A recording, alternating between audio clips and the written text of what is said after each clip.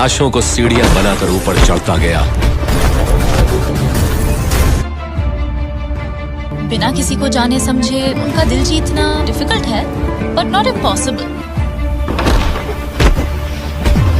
मैं कभी किसी से मिलने से पहले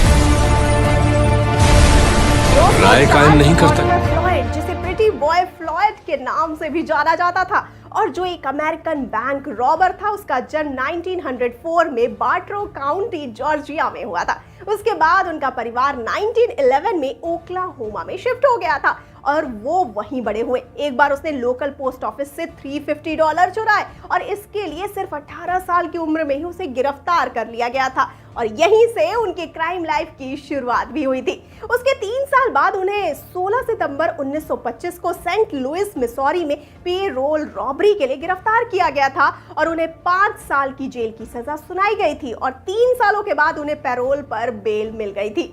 दोस्तों, पैरोल पर छूटने के बाद उसने कैंसस सिटी अंडरवर्ल्ड के क्रिमिनल्स के साथ उन्होंने पार्टनरशिप कर ली थी। उसके बाद उसने अगले कई सालों तक कई सारी बैंक लूटी थी और कई सारी बड़ी बड़ी चोरियां भी की थी और इस दौरान उसने प्रिटी बॉय का निकनेम भी हासिल किया। हालांकि उसे ये नाम देने वाले अलग अलग लोग थे।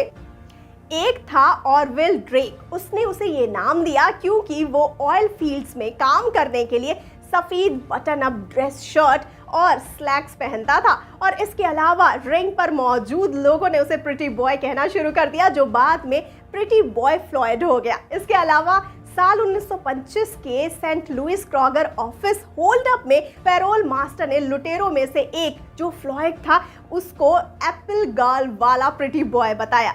हालांकि फ्लॉयड को अपना ये नाम बिल्कुल भी पसंद नहीं था। 1929 में फ्लॉयड कई मामलों में वांटेड था।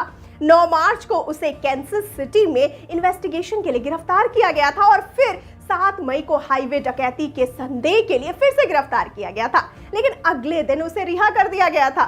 2 दिन बाद उसे क्लोरोराडो के पुएब्लो में गिरफ्तार किया गया और वेग्रेंसी का आरोप लगाया गया। उन पर $50 का जुर्माना लगाया गया और 60 दिनों की जेल की सजा सुनाई गई।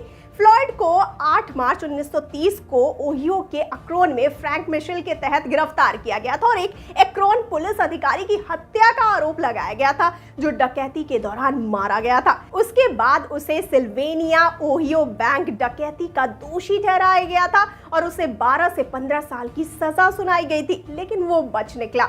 दोस्तों, नवंबर 1932 में फ्लॉयड की गैंग के 3 सदस्यों ने बोला कि ओक्लाहोमा में किसान और व्यापारी बैंक को लूटने की कोशिश कर रहे थे। वो एक क्रिमिनल था। इसके बावजूद भी फ्लॉयड को आम जनता द्वारा सकारात्मक रूप से देखा गया था, क्योंकि जब उसने बैंकों को लूटा तो उसने मॉर्गेज डॉक्यूमेंट को भी नष्ट कर दिया। इससे काफी लोगों की मदद हुई। उसे ओक्लाहोमा के लोकल्स कुक्सन हिल्स के रॉबिन हुड के नाम से जानते और मानते थे लोग। दोस्तों, फ्लॉयड और उसका साथी 17 जून 1933 को हुए कैंसस सिटी हत्याकांड के रूप में जानी जाने वाली गोलीबारी के प्राइम सस्पेक्ट थे, जिसमें 4 लॉ इन्फोर्समेंट ऑफिसर्स मारे गए थे। ये कैंसस सिटी की सबसे बड़ी घटना थी और उनकी ही इन्वेस्टिगेशन के दौरान 1935 में एक FBI एजेंट ने फ्लॉयड को रोकने के चक्कर में गोली चलाई थी और वहीं उसकी मौत हो गई थी। इसी तरह के एक मास्टरमाइंड रॉबर का किरदार प्रभास की आने वाले फिल्म साहो 2 में दिखाया जाने वाला है। तो कैसी लगी आपको ये वाली स्टोरी, हमें कमेंट सेक्शन में जरूर बताइए और जाते जाते इस वाली वीडियो को कर दीजिए लाइक और शेयर और चैनल को सब्सक्राइब करना बिल्कुल ना भूलिए और मुझे यानी श्रुति को दीजिए इजाजत। नमस्कार।